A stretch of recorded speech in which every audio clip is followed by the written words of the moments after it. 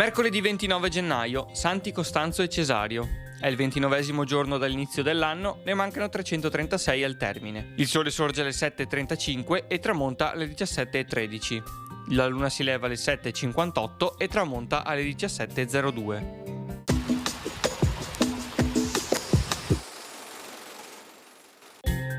Ha aperto un consolato veneziano nel lontano Siam. Con esso e con la Cambogia, Venezia intrattiene un grande commercio di legname ed essenze pregiate, in particolar modo di aloe, il cui profumo era particolarmente apprezzato. In cambio venivano scambiati schiavi e stoffe di lana.